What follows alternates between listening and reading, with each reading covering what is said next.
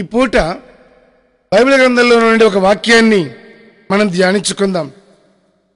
121వ కీర్తన మొదటి 2 చరణాలను గమనించినట్లయితే 121వ కీర్తన మొదటి 2 చరణాలను గమనిస్తే, కొండల తట్టు నా కందులు ఎత్తుచున్నాను, నాకు సహాయము ఎక్కడి నుండి వచ్చును? యెహోవా వలననే నాకు సహాయము కలుగును. భూమి ఆకాశములు సృజించిన వాడు, ఆయన భూమి ఆకాశములను సృజించిన వాడు. దేవునికి స్తోత్రం కలుగును గాక. Praise the lord. గమనించండి, ఈ వాక్యాన్ని బట్టి మనం ఆలోచన చేసినట్లయితే ఈ కీర్తనాకారుడు రాస్తున్నటువంటి తన కీర్తనలో ఈ మాటలు ఉపయోగిస్తూ ఉన్నాడు. ఏమని అని చూస్తే, కొండల తట్టు నా కన్నులెత్తుచున్నాను, కొండల తట్టు నా కన్నులెత్తుచున్నాను, నాకు సహాయము ఎక్కడి నుండి వస్తుంది? ఆయనకు సహాయం కావాలి. సహాయం పొందగోరి ఆయన ఎటు చూడాలో తెలియక కొండల తట్టు నా కన్నులెత్తుచున్నాను అని మాట్లాడుతున్నాడు. కొండల తట్టు నా కన్నులెత్తుచున్నాను, నాకు సహాయము ఎక్కడి నుండి వస్తుంది అని సహాయము కొరకు దిక్కులన్నీ తిరిగి చూసి చూసి చూసి విసిగిపోయి ఏ చోటు నుండి ఆయనకు సహాయము దొరకక కొండల తట్టు చూశాడట. పెద్ద పెద్ద పర్వతాలు కదా, ఉన్నతమైన అనుభవంలో ఉన్నాయి. ఎత్తైన ఈ పర్వతాలను చూస్తే నాకు ఏదైనా సహాయం దొరుకుతుందేమో చూస్తే ఏ చోట నుండి కూడా ఆయనకు సహాయము లేదు. ఇక ఆయన జీవితంలో అన్ని విధాలుగా సహాయాన్ని పొందగోరి చివరికి ఆయన అంటున్నాడు, యెహోవా వలననే నాకు సహాయము కలుగును. దేవుడి వలన మాత్రమే నాకు సహాయం కలుగుతుంది. ఆయన ఎవరు అంటే భూమి ఆకాశములను సృజించిన వాడు. దేవునికి మహిమ కలుగును గాక. గమనించండి, ఈయన ఈ పాట పాడుకుంటూ ఈ పాటలో ఈ మాట ఎందుకంటున్నాడు? కలవరపడి కొండల వైపు కందులెత్తాను, కందులెత్తి చూస్తూ ఉన్నాను, ఎక్కడి నుండి నాకు సహాయం లేదు. యెహోవా వలననే నాకు సహాయం కలుగుతుంది, ఆయన దగ్గర నుండి నాకు సహాయం దొరుకుతుంది. ఆయన ఎవరు అంటే భూమి ఆకాశములను సృజించిన వాడు అని ఆయన జవాబిస్తూ పాట రాస్తూ ఉన్నాడు. ప్రియులారా, మన ఆత్మీయ జీవితంలో మన వ్యక్తిగత అనుభవంలో సహాయము మనము కూడా కోరతాం. సహాయము పొందగోరిన అనుభవాలు ప్రతి మనుషునికి ఎదురవుతాయి. సహాయం పొందగోరినప్పుడు అనేక ప్రాంతాలలో అనేక చోట్ల ఇతరులకు మనం సహాయంగా ఉండొచ్చు. కానీ మనకు సహాయమైనప్పుడు, సహాయం అవసరమైనప్పుడు మన సహాయానికి, నీ కొరకు నీ సహాయానికి ఎవరు రాని సందర్భాలు ఎదురవుతాయి. ప్రతి మనిషి జీవితంలోనూ నాకైనా ఈ మాటలు వినే నీకైనా ఎదురవుతాయి. ఈ కీర్తనకారుడికి కూడా సహాయం అవసరమయ్యి ఈయన కలవరపడిపోయాడు. ఈ సమయంలో నాకు సహాయం ఎట్లా? ఈ పరిస్థితుల్లో నాకు సహాయం ఎక్కడి నుండి దొరుకుతుంది? ఈ పరిస్థితుల్లో నాకు సహాయం అనేది ఎలాగున కలుగుతుంది అన్న సంగతిని ఆయన గ్రహించి సహాయం పొందగోరి ఆయన కలవరపడిపోయి కొండల వైపు కందులెత్తి చూస్తే ఎక్కడి నుండి సహాయం ఆయనకు రాలేదు. అలాంటి పరిస్థితుల్లో దేవుణ్ణి దృష్టించి దేవుని జ్ఞాపకం చేసుకొని ఈ పర్వతాలు కొండలను వీటి తట్టు చూసినప్పుడంతా కనపడమైతే కనపడుతున్నాయి, కానీ సహాయం అయితే ఏమీ లేదు అని సృష్టికర్త అయినటువంటి దేవుడి వైపు కందులెత్తాడు. ఎప్పుడైతే ఆయన వైపు కందులెత్తి ఆయన ప్రభువును చూడడం మొదలు పెట్టాడో ఆయన అంటున్నాడు, దేవుడి వలన మాత్రమే, యెహోవా వలన మాత్రమే నాకు సహాయం కలుగుతుంది. ఆయన ఎవరు అంటే భూమి ఆకాశములను సృజించిన వాడు. దేవుడి వల్ల సహాయం కలుగుతుంది అన్నాడు, బాగానే ఉంది. ఆ తర్వాత ఈ మాట ఎందుకు అంటున్నట్టు? దేవుడి వలననే సహాయము కలుగుతుంది, ఎందుకని ఈ మాట చెప్పినట్టుగా అనే విషయాన్ని మనం ఆలోచన చేసినట్టయితే, ఈ భూమిని, ఆకాశమును, సముద్రాన్ని, వాటిలో ఉన్న సమస్తాన్ని, వీటన్నిటిలో ఉన్న ఈ సృష్టిలో ఒకటిగా వ్యక్తిగతంగా మనలను మనం తేటగా చూసుకుంటూ ఉన్నాం. ఇవి ఎవరి వలన కలిగాయి? దేవుడి వలన కలిగాయి. శూన్యములో ఉన్న ఈ సమస్తము కూడా దేని మూలంగా కలిగాయి అంటే దేవుడి వలననే కలిగాయి. దేవుడి వలన కలిగిన ఈ సృష్టి ఇది ఏ విధంగా తేటగా ఆయన వలన కలిగిన దానికి నిదర్శనముగా, ఆయన వలననే ఇది కలిగింది అన్నదానికి, ఆయన జ్ఞాపకం చేసేదానికి ఏ విధంగా ఈ సృష్టి అయితే కనబడుతూ ఉందో, ఇది ఎంత వాస్తవమో, దేవుని తట్టు నీవు కందులెత్తినప్పుడు ఆయన నీకు సహాయము చేస్తాడు అన్నది కూడా అంతే వాస్తవం. Praise the lord. మన ఆత్మీయ జీవితంలో, మన వ్యక్తిగత అనుభవాలలో సహాయము పొందగోరి మనము ఎవరు సహాయం చేస్తారు, ఎవరు నాకు తోడ్పడతారు, ఎవరి వలన నేను సహాయం పొందగలుగుతాను, ఎవరితో ఉంటే నాకు సహాయం చేస్తారు అని అప్పుడప్పుడు సహాయం అవసరమైన ప్రతిసారి కూడా సహాయం చేసేవాళ్ళని చూస్తాం. సహాయం పొందగోరే సందర్భాలు ఉంటాయి. ఆ సందర్భాలు పోగొట్టుకున్న తర్వాత కూడా, వాటికి దూరమైపోయిన తర్వాత కూడా సహాయం కావాలంటే ఇక ఎవరు సహాయం చేస్తారు అనేటువంటి పరిస్థితులు ఎదురవుతూ ఉంటాయి. గమనించండి, మనుషుల సహాయము కొంతకాలం, ఎవరు ఏ విధంగా తోడ్పడినా, ఎవరు ఏ విధంగా సహాయపడినా ఒకప్పుడు సహాయపడచ్చు, ఆ తర్వాత సహాయం అనే దాన్ని మానుకోవచ్చు, సహాయపడే అనుభవం అనేది పోగొట్టుకోవచ్చు. ఎవరితో ఏ విధంగా సహాయము ఎంత వరకు ఉన్నా నీవు దేవుని తట్టు చూసినట్లయితే దేవుని వలన కలుగుతున్న సహాయం అనేది దీర్ఘకాలం ఉంటుంది, నీ ఆయుష్కాలం అంతా ఉంటుంది. కనుక ఆయుష్కాలం అంతా ఉండే దేవుని తట్టు నీ కందులెత్తటం అనేది మనకు అవసరం. దేవుని తట్టుగా కందులెత్తి చూస్తే ఆయన వలన కలుగుతున్న సహాయము ఎప్పుడు మనకు కలుగుతుంది. పర్వతాలు కొంతకాలమే ఉంటాయి, ఎటువంటి కొండలైనా కొంతకాలం తర్వాత అవి అరిగి కరిగిపోవచ్చు. రకరకాలైన పరిస్థితులు మనుషుల జీవితంలో ఎదురవుతూ ఉండొచ్చు. అయితే నా ప్రేమైన దేవుని ప్రియులారా, ఈ కీర్తనకారుని యొక్క మాటల్ని మనం గమనించి చూస్తే, నేను కొండల వైపు నా తట్టు కందులెత్తుచున్నాను, కొండల తట్టు నా కందులెత్తుతూ ఉన్నాను. నాకు సహాయము ఎక్కడి నుండి దొరుకుతుంది? నాకు ఎవరు సహాయం చేస్తారు?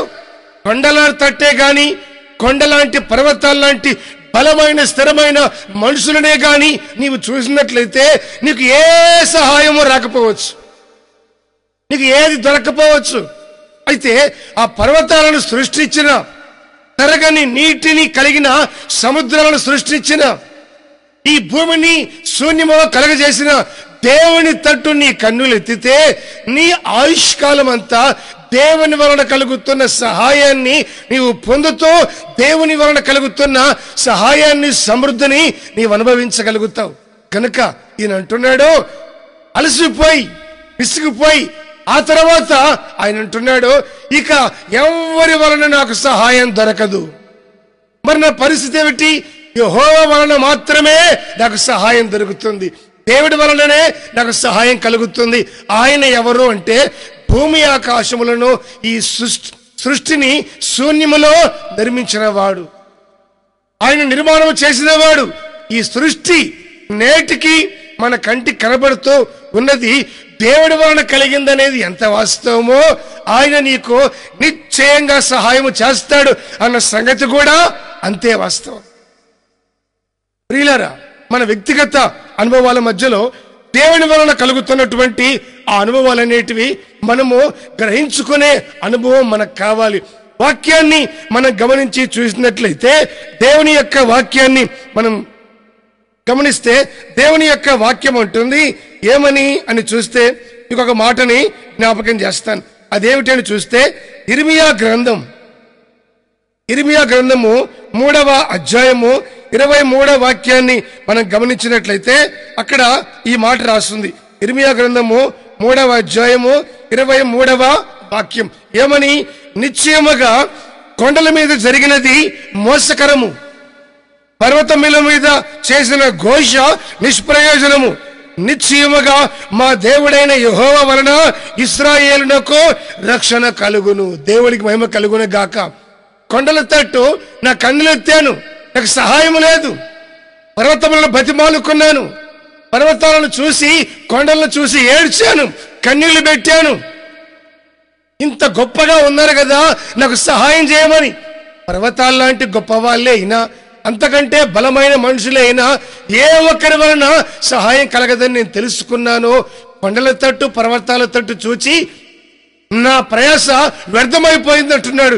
ఎందుకయింది అని చూస్తే జవాబు ఈ ఇర్మియా పుస్తకంలో మనం చదువుతున్నాం. ఇర్మియా గ్రంథంలో ఏమని అని చూసినట్లయితే ఈ 3వ అధ్యాయం 23వ వాక్యంలో, నిశ్చయముగా కొండల మీద జరిగినది మోసకరం, పర్వతాలెక్కి సహాయం చేయమని నీవు పెట్టిన ఘోష రోదన ధ్వని, నీ కన్నీళ్లు నీ ఏడుపు నిష్ప్రయోజనం. ఎందుకని?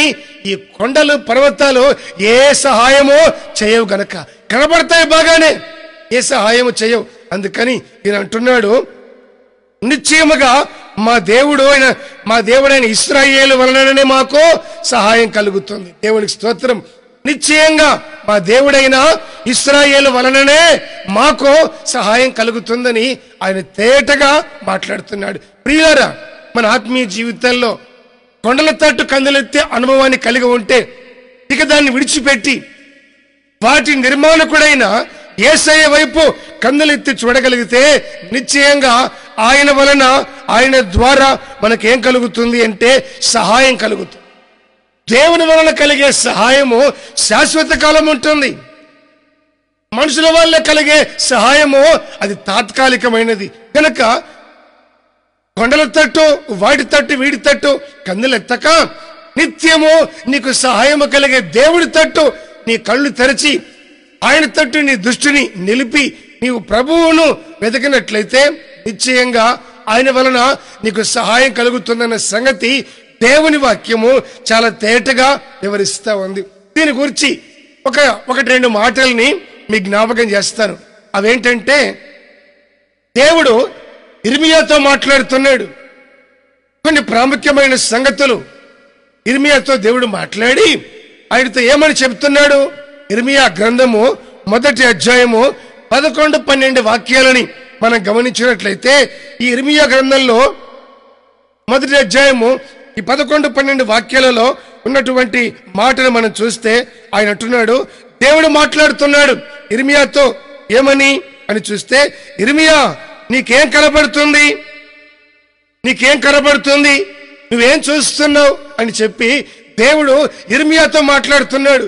దేవుడు మాట్లాడిన ఆ మాటకి ఈ ప్రవక్త అయినటువంటి ఇర్మియా తిరిగి దేవుడితో జవాబిస్తున్నాడు. ఏమని అంటే, దేవా నాకు బాదము చెట్టు చువ్వ కనబడతా ఉంది అని చెప్పాడు. నువ్వు గురిపెట్టి చూస్తా ఉన్నావు కదా, నీకేం కనబడుతుంది అని దేవుడు ఇర్మియాతో మాట్లాడితే ఇర్మియా ఏం మాట్లాడుతున్నాడంటే, బాదము చెట్టు చువ్వ నాకు కనబడుతుందని దేవుడితో తిరిగి జవాబు ఇచ్చాడు ఇర్మియా.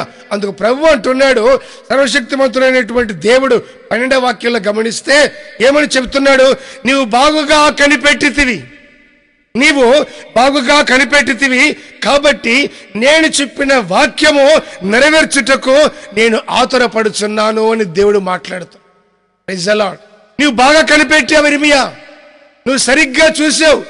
ఏదైతే గురిపెట్టి చూడాలని నేను అనుకున్నానో నీవు కూడా దాన్నే గురిపెట్టి చూసావు, దాని మీదే నీ దృష్టి నిలిపావు, దాని మీదే నీవు దృష్టి నిలిపి గురిపెట్టి చూసావు గనక ఏదైతే చూడాలని కోరుకున్నానో దాన్నే నీవు చూసావు. నీవు సరిగ్గా చూసావు, చూడవలసిన దాన్నే చూసావు. నీ కన్ను దృష్టి దేని మీదకి వెళ్ళాలో దాని మీదకే వెళ్ళింది గనుక నేను చెప్పిన వాక్యం, నా వాగ్దానాలు, నేను ఏవైతే నెరవేర్చాలి అనుకున్నానో వాటిని నీ పట్ల నెరవేర్చాలని నేను తొందరపడుతున్నాను, నేను ఆత్రపడుతున్నాను.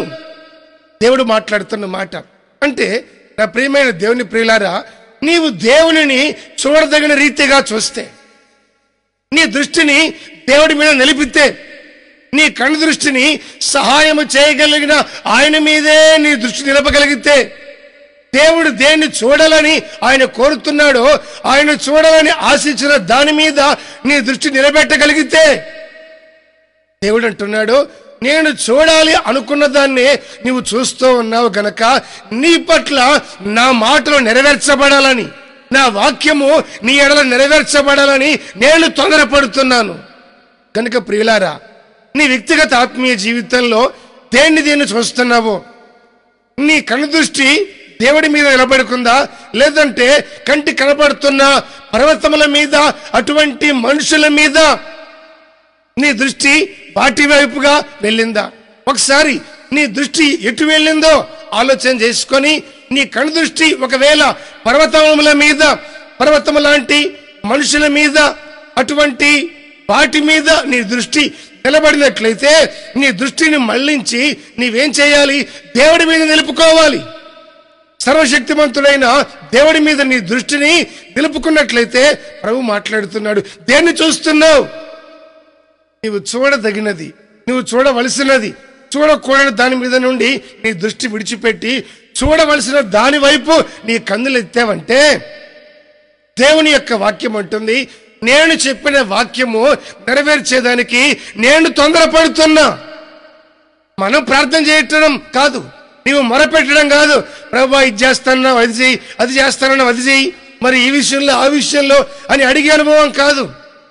నీవు ఉండవలసిన రీతిగా ఉంటే, నీ కనుదృష్టి ఎప్పుడు దేన్ని చూడాలో దాన్ని చూస్తే, నీ కనుదృష్టి దేని మీద నిలపాలో దాని మీద నిలిపితే, నీ కన్నులెత్తి ఆయన వైపు నీవు చూడగలిగితే, దేవుని వాక్యం అంటుంది, నీవు కన్నులెత్తి నన్ను చూస్తున్నావు కనుక, నేను కోరిన దానిని, నేను ఏది చూడాలనుకున్నానో దాన్నే నీవు చూస్తూ ఉన్నావు కనుక, లోకము తట్టు, వ్యర్థమైన దాని తట్టు నీ దృష్టిని సారించక, లోక సంబంధమైన వాటి మీద నీ దృష్టి నిలపక నన్నే చూస్తున్నావు గనక, ఇర్మియా నీ విషయమై నేను నా వాక్యము నెరవేర్చాలని నేను తొందరపడుతున్నాను. దేవునికి స్తోత్రం. చూడండి, మనము కొన్ని విషయాల్లో ఎన్నోసార్లు మనము తొందరపడతాం. మనము తొందరపడి ఎన్నెన్ని విషయాలలో రకరకాలైనటువంటి పరిస్థితుల మధ్యలో ఎన్ని చూసినా, ఏ తట్టు మన కందులెత్తినా సహాయము ఎక్కడ నుండి రాదు. దేవుని వాక్యం చాలా తేటగా వివరంగా చెప్తున్నటువంటి మాట ఏమిటంటే, నీవు యేసు ప్రభు మీద నీ దృష్టి నిలపాలి. ప్రభు మీద నీ దృష్టి ఎప్పుడైతే స్థిరపరుస్తావో, చూడదగినటువంటి దేవుని ఎప్పుడైతే చూస్తావో, చూడవలసినటువంటి వాటి మీద నీ కనుదృష్టి గురి కలిగి ఎప్పుడైతే వాటి మీద ఉంటుందో, దేవుడు తన వాక్యాన్ని నీ పట్ల నెరవేర్చేదానికి ఆయన తొందరపడుతున్నాడు, ఆయన ఆత్రపడుతున్నాడు. కనుక మనుషుని యొక్క ఆత్రము అది ఎప్పుడు ఏం జరుగుతుందో తెలియదు. మనుషులు ఆత్రపడతారు, వాటి వల్ల నష్టమే రావచ్చు, పడిన ప్రయాస వ్యర్థమే కావచ్చు. ముందుగా మనం చదువుకున్నాం కదా, కొండల మీద పడిన ప్రయాస వ్యర్థం, పర్వతాల మీద పెట్టిన ఘోష నిష్ప్రయోజనము. సహాయము కలిగితే దేవుడి వలననే సహాయము కలగాలి. దేవునికి స్తోత్రం. కనుక నీ కన్ను దృష్టి అనేది దేవుడి మీద నిలపాలి. నీ దృష్టి అనేది ప్రభువు మీద ఎప్పుడైతే నీవు నిలపగలుగుతావో, ఆయన మీద నిలపగలిగిన ఆ సమయాన దేవుడి మీద నీవు కన్ను దృష్టి ఉంచినప్పుడు దేవుని వలన నీకు కలుగుతున్న సహాయం అనేది చాలా గొప్పది, శాశ్వతమైనది, నిత్యము నీతోనే ఉండిపోయేది. దేవునికి స్తోత్రం కలుగును గాక. కనుక ప్రతి నీ శ్రమలో, నీ సమస్యలో మనుషులతో కాక దేవుని వైపు కన్నులెత్తే ఆ అనుభవం నీవు కలిగి ఉన్నట్లయితే, దేవుని వాక్యం అంటుంది, నీ విషయమై నా వాక్యము నెరవేర్చేదానికి నేను తొందరపడుతున్నాను. ఇక ఆలస్యమో నేను నెరవేర్చటమే ఆలస్యం, నీలో ఏ ఆలస్యం లేదు అని దేవుడు ఇర్మియాతో మాట్లాడుతున్నాడు. ప్రియులారా, నీ కనుదృష్టి దేవుడు కోరిన దాని మీద, ఆత్మ సంబంధమైన వాటి మీద, పర సంబంధమైన వాటి మీద నీ దృష్టి ఎప్పుడైతే నిలబడుతుందో, నిశ్చయంగా ప్రభు నిన్ను జ్ఞాపకం చేసుకొని ఆయన ఏం చేస్తాడు అంటే, తన వాక్యము నీ పట్ల నెరవేర్చేదానికి దేవుడు త్వరపడతాడు, ఆయన కృప చూపిస్తాడు. గనక ఆయన తన వాక్యాన్ని నీ పట్ల నెరవేర్చే అనుభవం ప్రారంభిస్తే నీ జీవితంలో ఏ ఒక్కటి కూడా ఇక ఆలస్యం కాదు. నీవు పడే ప్రయాసాలలో ఏ ఒక్కటి ఇక నష్టపెట్టదు. దేని వలన నీవు ఇబ్బంది పడవు. ఎందుకని? ఆయన కార్యం జరిగించడం మొదలు పెట్టాడు గనక, ఆయన త్వరపడుతున్నాడు గనక. దేవుడు త్వరపడి ఆయన కార్యం చేసేదానికి అడుగు ముందుకు వేస్తే ఆపగలిగిన వాడేవాడు? దేవుడు తన హస్తాన్ని చాపితే అడ్డుపెట్టగలిగిన వాడేవాడు? కనుక ఇంతవరకు అడ్డుపడ్డట్టుగా ఏదో ఆపినట్టుగా ఉంటే నీ కనుదృష్టి దేవుడి మీద కాకుండా కొండల తట్టు మరి వేరే తట్టు నీ దృష్టి వెళ్ళిందన్న సంగతిని గ్రహించుకొని ఇకనైనా నీవు దేవుడి తట్టు నీ దృష్టిని మళ్లించుకునే ఆ అనుభవాన్ని కలిగి ఉన్నట్టయితే నిశ్చయంగా ప్రభువే నీకో సహాయుడవుతాడు. దేవునికి స్తోత్రం. ఈ సామెతల గ్రంథాన్ని గమనించినట్లయితే ఈ సామెతల గ్రంథకర్త ఒక చక్కటి వాక్యాన్ని ఆయన రాస్తున్నాడు. ఏమని చూస్తే 4వ అధ్యాయము 25వ వాక్యం. సామెతలు 4:25లో రాస్తున్నాడు ఆయన, నీ కన్నులో ఇటు అటు చూడక, నీ కన్నులో ఇటు అటు చూడక సరిగానో నీ కనురెప్పలో నీ ముందర సూటిగానో చూడవలెను. దేవునికి స్తోత్రం. నీ కళ్ళు అటు ఇటు చూడకూడదు. నీ దృష్టి అటు ఇటు మళ్ళకూడదు. నీ కనురెప్పలు సూటిగా చూడాలి. నీ కనురెప్పలు సూటిగా చూసి ఏమవ్వాలంటే తిన్నగా దృష్టిని నిలపాలి. కళ్ళు అటు ఇటు తిరిగి చూడకూడదు. ఎందుకని? అటు ఇటు నీ దృష్టి మళ్ళిందంటే దేవుడి మీద ఉన్న గురి పోతుంది. దేవుడి మీద ఉన్నటువంటి దృష్టి కోల్పోతే, ఆ గురి పోతే, గురి పోగొట్టుకున్నట్టయితే ఇక కొండల తట్టు, పర్వతాల తట్టు, లోయల తట్టు చూసి జీవితంలో రాకూడని భయంకరమైన అనుభవాలు ఎదురయ్యి పొందకూడని నష్టాన్ని అనుభవించేటువంటి పరిస్థితిలో మనం పడిపోవచ్చు. అందువలన వాక్యం అంటుంది, నీ కను దృష్టి తిన్నగా చూడాలి. నీ కనురెప్పలో అటు ఇటు చూడక సూటిగా చూడాలి. ఎవరి తట్టు? మనం ముందుగా ఇంతవరకు చదువుకున్నాం కదా, దేవుని తట్టు. నీ దృష్టి దేవుడి మీదనే స్థిరపరచుకోవాలి. ఎప్పుడైతే ప్రభువు మీద నీ కను దృష్టి నిలపగలుగుతావో, దేవుడి మీద నీ దృష్టి స్థిరపరచగలుగుతావో, అప్పుడు నీ కలుగుతున్న సహాయం అనేది అది ఎలాంటిది అంటే పర్వతముల కంటే గొప్ప సహాయము నీవు పొందుకొందువు గాక. కొండల కంటే ఉన్నతమైన బలమైన సహాయము నీవు అనుభవిస్తావు. నా దేవుడు అటువంటి అనుభవము నీకు కలుగజేయును గాక. ఎందుకని?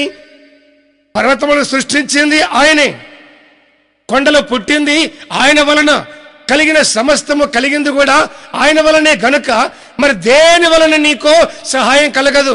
అన్నిటికీ కారకుడైన దేవుడి వలన మాత్రమే నీకో సహాయం కలగాలి. కనుక ప్రియులారా, ప్రభు వైపుగా నీ దృష్టిని మళ్లించుకొని దేవుని వైపుగా నీ దృష్టిని నడిపించే ఆ అనుభవం అనేది ఎప్పుడైతే నీవు కలిగి ఉంటావో నీ ఆత్మీయ జీవితంలో ఏం జరుగుతుంది అంటే దేవుని వలన పొందే సహాయాన్ని నీవు పొందుతావు. కొండల వైపు చూస్తే ఏ సహాయమూ లేదు. వాటన్నిటిని పక్కన పెట్టి పరసంబంధమైన అనుభవాలు కలిగి నీ కంటికి మరుగై ఉన్న దేవుని మనోనేత్రాలతో చూస్తే కనపడే దేవుని వైపు నీ కన్నులు ఎత్తావంటే ఖచ్చితంగా ఆయన వలన నీవు సహాయాన్ని పొందగలుగుతావు. దేవునికి స్తోత్రం కలుగునుగాక. మీకు చిన్న విషయాన్ని జ్ఞాపకం చేస్తాను.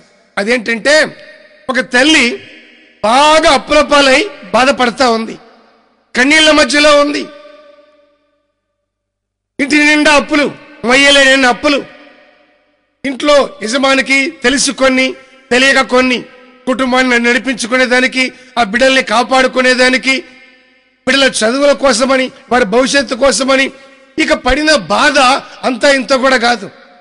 ఇక ఎప్పుడు మోకరించి బోరుమని ఏడుస్తూ ఉంటే ఒకరోజు అడిగాను, ఎవరినైనా మన వాళ్ళని అడగమంటేవమ్మా ఏదైనా తోడ్పడతారు, మరలా తీర్చొచ్చు నెమ్మదిగా.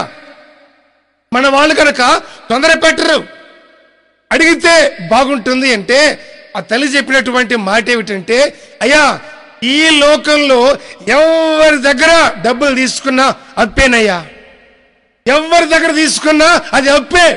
ఇవాళ కాకపోతే రేపు ఇవ్వాలి, అప్పు లేదులే అని తీసుకో అని చెప్పి ఇచ్చినా ఫలానప్పుడు ఫలానా వ్యక్తికి నేనే సహాయం చేశానని నేను చచ్చిపోయిన తర్వాత కూడా మాట్లాడతారు. ఎందుకని? అది మనిషి యొక్క నైజం, మనిషి స్వభావం. అది నాకు సహాయం వస్తే దేవుడి దగ్గర నుండే రావాలి. దేవునికి స్తోత్రం కలుగును గాక. ఎందుకని? ఈ లోకంలో ఏ మనిషి దగ్గర తీసుకున్నా, ఏ ఒక్క మనిషి ఎంత సమృద్ధిగా సహాయం చేసినా అది అప్పే, మళ్ళీ ఇవ్వాలి. అదే దేవుడి దగ్గర నుంచి పొందితే, ఆ చెయ్యేదో దేవుడి దగ్గర చాపితే, ఆ కన్నులేవో ఆయన వైపు చూస్తే, ఆయన దగ్గర పొందుకుంటే, ఆయన ఇస్తే ఎప్పటికీ అప్పు కాదు. ఎంత ఇచ్చినా అప్పు కాదు. మనుషులు ఏ కొద్దిగా ఇచ్చినా, ₹1 ఇచ్చినా అప్పే. అప్పుగా కాకుండా సహాయంగా ఇచ్చినా అది నేనే చేశాను, ఆ రోజు పలానా వ్యక్తికి నేను సహాయం చేయకపోతే అని మనిషి బ్రతికినా చచ్చిపోయినా చెప్పుకుంటారయ్యా. అటువంటి దుస్థితి నాకొద్దు. నేను ఆరాధించే దేవుడు పర్వతములను సృష్టించినవాడు, కొండలు నిర్మించినవాడు. ఆయన వైపు చూస్తే పర్వతాలు కొండల కంటే కూడా ఉన్నతమైన, బలమైన, సమృద్ధి అయిన సహాయము ఆయన వలన నాకు కలుగుతుంది. దేవుని పరిశుద్ధ నామానికి మహిమ కలుగున గాక. ప్రియమైన దేవుని ప్రియులారా, ఈ రోజున ఈ విధంగా దేవుడి తట్టు చూసే అనుభవము ఎంతమందికి ఉంది? ఈ రోజున ఇలాంటి విశ్వాసం కలిగిన వారు, ఇలాంటి విశ్వాసులు ఎంతమందిని మన కంటితో మనం చూడగలుగుతాం? నిజంగా దేవుడి మీద ఆనుకునే అనుభవం, ఆ అనుభవం వల్ల కలుగుతున్నటువంటి విశ్వాసము కలుగజేస్తున్నటువంటి నిరీక్షణ, ఆ నిరీక్షణ వలన పొందిన దేవుని సహాయము అది ఎంత గొప్పదో పొందినప్పుడు మాత్రమే అర్థమవుతుంది. ఆ తర్వాత ఎవరి వలన నాకు సహాయం వద్దు, దేవుడే చెయ్యాలి. ఇక అంత బలమైన విశ్వాసం ఉన్నప్పుడు కాదని మనం చెప్పలేం కదా. కొన్ని సంవత్సరాలు ఆ విధంగా కన్నీళ్లతో ప్రార్థనలో గడిపిన తర్వాత జరిగిన ఒక అనుభవం ఏమిటంటే, ఎప్పుడో పనికిరాని స్థలాలు, పొలాలు అవన్నీ కూడా విలువైనటువంటి రేటుకి అమ్ముడుపోయాయి. దేవునికి స్తోత్రం. ఆ అప్పులు, సమస్యలు మొత్తం తీరిపోయి సమృద్ధి కలిగి ఏ కొదవ లేకుండా విస్తారమైనటువంటి సమృద్ధితో, ఆశీర్వాదంతో సంతోషంగా దేవుడి సన్నిధిలో బ్రతుకుతా ఉంది. నేటికి సజీవ సాక్షిగా ఆ కుటుంబం. దేవునికి స్తోత్రం. ఎందువల్ల? దేవుని తట్టు చూసినందువల్ల. కనుక ప్రియులారా, ఈ మాటలు వినే నీవు మనుషుల వైపు కాకుండా దేవుని తట్టు చూడాలని దేవుని యొక్క వాక్యం చాలా తేటగా వివరిస్తా ఉంది. కనుక మనుషుల వైపు కాకుండా, మనుషుల కంటి కనబడే వాటి వైపు కాకుండా పరలోకమందున్న దేవుని తట్టు నీ కన్నులు ఎత్తితే నీ ప్రతి అవసరమును ఆయన తీర్చగలవాడు. నీ ప్రతి సమస్యను ఆయన తీర్చి నీకు సమాధానం ఇవ్వగలిగిన దేవుడు. మనుషుల వలన, ఏ ఒక్కరి వలన నువ్వు ఏ మేలు పొందినా నీ జీవితకాలం అంతా అది అయిపోయిన తర్వాత కూడా ఆ మనుషుల వలన పొందిన దానికి పలానప్పుడు పలానా వారికి సహాయం చేశామనే పేరు నీవు మోయక తప్పదు. అదే నీ కనుదృష్టి దేవుడి మీద ఉంటే, సహాయం ఏదో దేవుణ్ణి వేడుకుంటే, ఆ చూసే అనుభవం ఏదో నీ కన్నులెత్తి ప్రభువును చూస్తే ఆయన అంటాడు, నీవు సరిగ్గా చూసావు, చూడవలసిన అనుభవాన్ని నువ్వు చూసావు కనుక నా వాక్యము నీ పట్ల నెరవేర్చేదానికి ఇక నేను తొందరపడుతున్నా. దేవుడు తొందరపడితే ఎవరు ఆయనను ఆపలేరు. కనుక నీ ఆత్మీయ జీవితంలో ఏ సమస్యలు ఉన్నా, ఏ ఇబ్బందులు ఉన్నా, నీవు వారి వైపు వీరి వైపు కన్నులెత్తే ఆ అనుభవాలన్నీ విడిచిపెట్టి నిన్ను బలపరచగలిగిన దేవుడి వైపు నీ కన్నులెత్తి ఆయన్నే చూడగలిగినట్లయితే పరమందున్నటువంటి దేవుడు నీ కోసము తన హస్తాన్ని చాపడం కాదు కదా, ఆకాశపు వాకిళ్లను సైతం తెరుస్తాడు. ఆకాశపు వాకిళ్లను సైతము తెరచి పట్టజాలన్నీ సమృద్ధిని, ఆశీర్వాదాలను, దీవెనలను ఆయన నీ మీద కుమ్మరిస్తాడని వాక్యము చాలా తేటగా వివరిస్తా ఉంది. కనుక ప్రియులారా, నీ ఆత్మీయతలో ప్రతి విషయంలో కూడా నీవు మనుషుల వైపు కందులెత్తే అనుభవాన్ని విడిచిపెట్టి దేవుని చూసే అనుభవాన్ని నువ్వు సంపాదించుకుందువు గాక. ఆమేన్. చివరిగా ఒక మాట మీకు జ్ఞాపకం చేస్తా.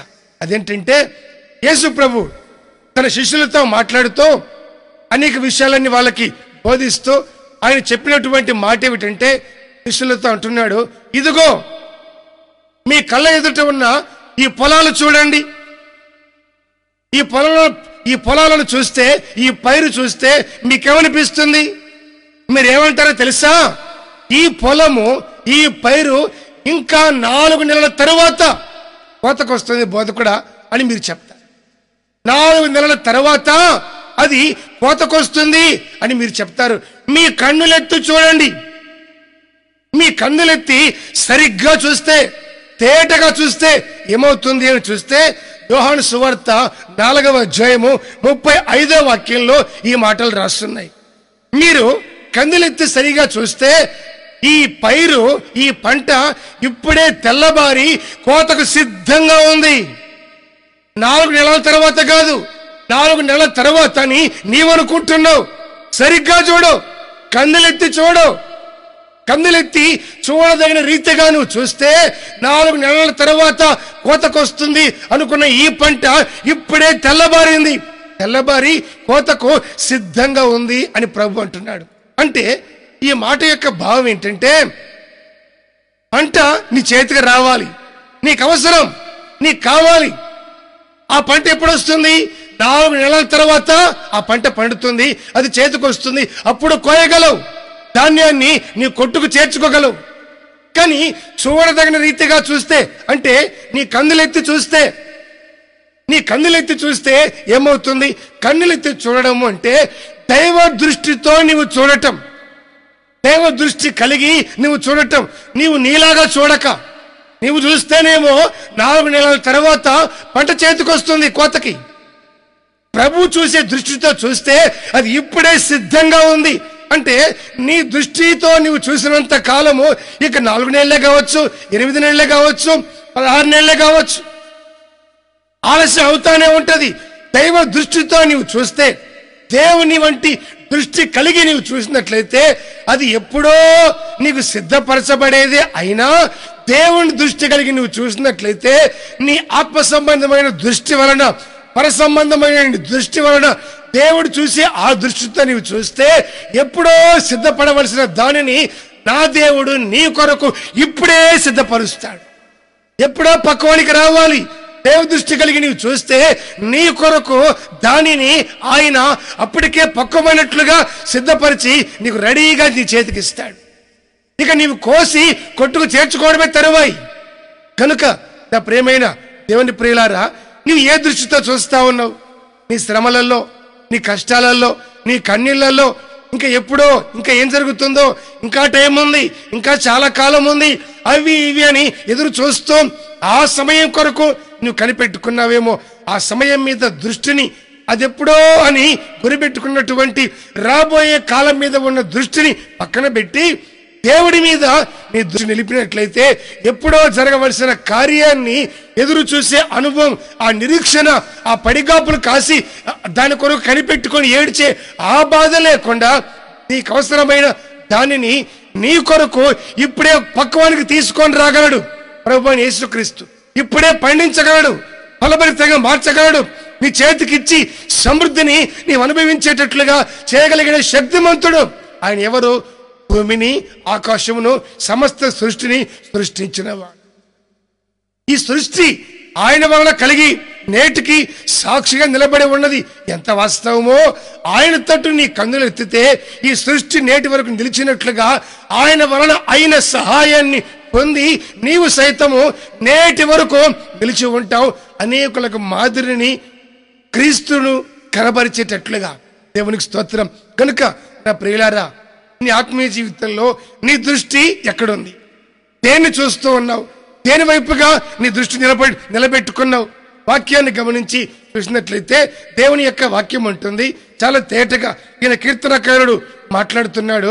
కొండల తట్టు నా కన్నులెత్తుతున్నాను, కొండలను చూస్తున్నాను, ఈ కొండల పర్వతాలు కనపడుతూ ఉన్నాయి. వాటిని చూస్తూ ఉన్నంత కాలము కొండల మీద ఉన్నటువంటి ఆ కొండల మీద జరిగినది వ్యర్థము, మోసకరము. పర్వతాల మీద పెట్టిన ఘోష అంటే పర్వతాలకి ఏదో చేస్తాడు, జరుగుతుంది అని ఏడ్చి ఎక్కి ఏడ్చి కన్నీళ్లు గర్చేవే, అదంతా నిష్ప్రయోజనం. మరి దేని వల్ల నీకు సహాయం? యెహోవా వలన మాత్రమే, ప్రభు వలన మాత్రమే, సర్వశక్తిమంతుడైన దేవుని వలన మాత్రమే, సృష్టికర్త వలన మాత్రమే నీకు సహాయం కలుగుతుంది. ఆయన వల్ల కలిగే సహాయం నీకు సర్వ సమృద్ధిని కలిగజేస్తుంది.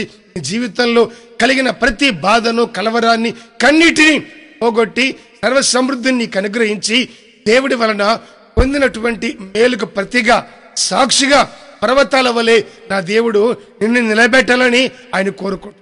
గనుక నువ్వు దేని చూస్తున్నావు? సహాయం చేసే దేవుని చూస్తున్నావా? పరలోకమందున్న దేవుడు మరుగై ఉన్నప్పుడు నీ మనోనేత్రాలతో ఆయన చూస్తున్నావా, లేదంటే పర్వతాల కంటే బాగా బలంగా కనబడుతున్న మనుషుల్ని నువ్వు చూస్తున్నావా?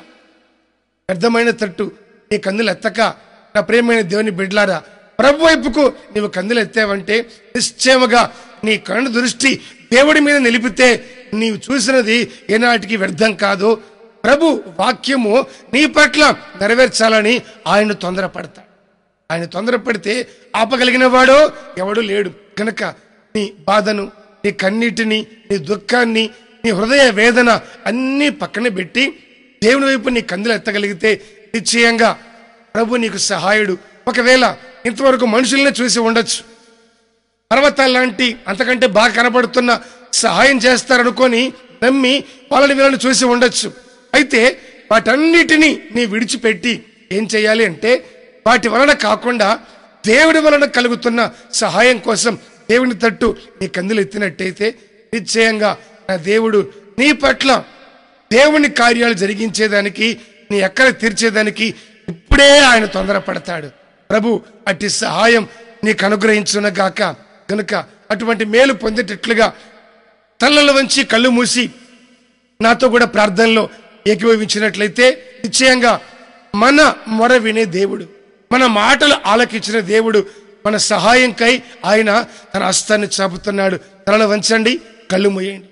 ప్రేమ కలిగిన మా తండ్రి, పరిశుద్ధుడా, పరిశుద్ధమైన బలమైన మీ నామాన్ని బట్టి స్తోత్రం చెల్లిస్తున్నా. నిశ్చయంగా ఈ పూట దేవుని వాక్యములో నుండి లేఖనాన్ని జ్ఞాపకం చేసుకునేటట్లుగా మాకు మీరు ఇచ్చిన మీ మాటను బట్టి స్తోత్రాలు చెల్లిస్తాను. కలవరపడి కన్నీళ్లు విడుస్తూ బాధపడుతూ అవసరాలు తీర్చమని కొండల తట్టు నా కన్నులు ఎత్తుతూ ఉన్నాను. నాకు సహాయం ఎక్కడి నుండి లేదు. కొండల మీద పడిన ప్రయాస, కొండలు ఎక్కిన శ్రమ, ఘోష, పెట్టిన మొర అవన్నీ కూడా వ్యర్థం. ప్రభు అయిన యెహోవా వలన మాత్రమే, సర్వశక్తుడైన దేవుడి వలన మాత్రమే నాకు సహాయం కలుగుతుంది అని కీర్తనకారుడు ఆయన మాట్లాడి పాట పాడి తండ్రి మీ నామాన్ని స్తుతించినట్లుగా కృపగల మీ హస్తాలకు అప్పగించుకుంటూ ఈ మాటలు విన్న ప్రతి ఒక్కరి జీవితంలో ఎదురవుతున్న ప్రతి సమస్యను తొలగించేందుకు మీ హస్తాన్ని చాపమని ప్రార్థిస్తున్నా. ప్రభువా, బలహీనులై ఎవరు మనుషుల తట్టు కన్నులెత్తుతున్నారో, సహకరించమని మనుషులను ప్రయాసపడి వేడుకుంటున్నారో, బాధపడుతున్నారో వారందరి దృష్టి మీ మీద నిలుపును గాక, మీ మీద స్థిరపరచుదునే గాక అని పలికి ప్రార్థన చేస్తూ ఉన్నాం. కృప చూపించండి. కృప చూపుటకు ఐశ్వర్యవంతుడవు, కరుణించుటకు సంపన్నుడవు, క్షమించుటకు సిద్ధ మనసు కలిగిన దేవుడవు. మీకు అసాధ్యమైనది ఏది లేనందుకు స్తోత్రమయ్యా. మీ బిడ్డల దృష్టి మీ మీద నిలబడినట్లుగా, తిన్నగా మిమ్మల్ని చూసినట్లుగా కృప చూపించమని ప్రార్థిస్తున్నాం. కనుక మీ బిడ్డల పట్ల, మా అందరి పట్ల మీ వాక్యం నెరవేర్చబోయేటకు మీరు త్వరపడుతున్నందుకు స్తోత్రాలు చెల్లిస్తున్నాం. ఆలస్యము చేసే దేవుడివి కావు నాయన, ఆలస్యాన్ని అలక్ష్యముగా మార్చే దేవుడివి కావు. ఆలస్యంలో కూడా ఆశీర్వాదాన్ని ఇచ్చే శక్తిమంతుడమైనందుకై నీకు స్తోత్రం చెల్లిస్తున్నాం. కృపగల మీ హస్తాలకు అప్పగించుకుంటూ ప్రతి వారి కను దృష్టి తిన్నగా సూటిగా మిమ్మల్ని చూసేందుకు కృప దయచేయండి. ఇంకా 4 నెలల తర్వాత కాకుండా ఇప్పుడే పంట తెల్లబారి కోతకు సిద్ధంగా ఉందని చెప్పినట్లుగా ఎప్పుడో సహాయం దొరుకుతుంది అని మనుషులు తలచినప్పటికీ మీ వల్ల కలుగుతున్న సహాయం ఇప్పుడే, ఈ క్షణమే ఈ బిడ్డల కొరకు మీ హస్తాన్ని చాపుతున్నందుకు స్తోత్రం. ఇట్టి కృపతో ఈ మాటలు విన్న ప్రతి ఒక్కరిని నింపి బలపరిచి ఆశీర్వదించమని, కృపగల సమృద్ధిని ఇవ్వగల మీ చేతుల్లో ప్రతి వారిని అప్పగించుకుంటూ ఘనత, మహిమ, ప్రభావాలు పొందమని నజరేయుడైన యేసుక్రీస్తు పరిశుద్ధ నామములో ప్రార్థించి వేడుకొనుచున్నాము తండ్రి. ఆమేన్, ఆమేన్. Praise the lord. అందరికీ